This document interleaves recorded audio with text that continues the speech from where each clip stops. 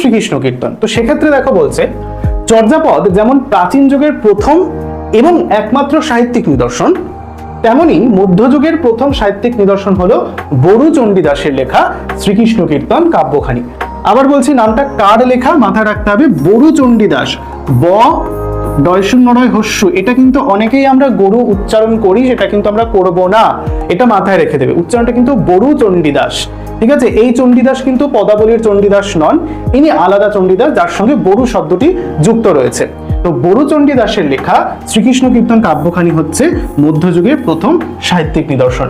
চর্যাপদ যেমন প্রাচীন যুগের প্রথম এবং একমাত্র সাহিত্যিক নিদর্শন, শ্রীকৃষ্ণ কীর্তন হচ্ছে মধ্যযুগের প্রথম, একমাত্র নয়, মধ্যযুগে আমরা আরো অনেক সাহিত্য পাই, আমরা জানতে পারলাম বৈষ্ণব পদাবলী, চৈতন্য জীবন জীবনী সাহিত্য, মঙ্গল কাব্য ইত্যাদি আমরা পাচ্ছি, শাক্ত সাহিত্য পাচ্ছি, কিন্তু তার মধ্যে থেকে প্রথম হচ্ছে এই শ্রীকৃষ্ণ কীর্তন কাব্যখানি, অর্থাৎ মধ্যযুগ 1360 থেকে 1800 সালের মধ্যে যে আমরা মধ্যযুগ টাইম পিরিয়ডটা পাচ্ছি, তখন কিন্তু সর্বপ্রথম এই শ্রীকৃষ্ণ কীর্তন কাব্যটি হচ্ছে মধ্যযুগের প্রথম সাহিত্যিক নিদর্শন।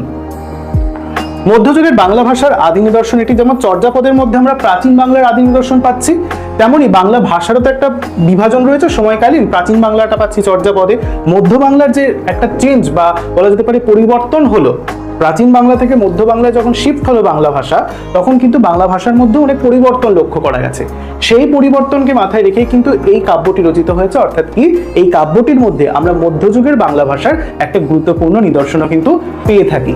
এটা যেমন মধ্যযুগেরও প্রথম কাব্য, এটা কিন্তু মধ্যযুগের বাংলা ভাষারও প্রথম নিদর্শন বলে বিবেচিত হয়। তো এই গ্রন্থের আদি নিদর্শন একটি সাহিত্যিক এবং ঐতিহাসিক মর্যাদা সর্বজন বিদিত। 16শ শতাব্দীতে বা তার আগেই বৈষ্ণব সাহিত্যের যে প্রসার, তার অঙ্কুর কিন্তু এই কাব্যে।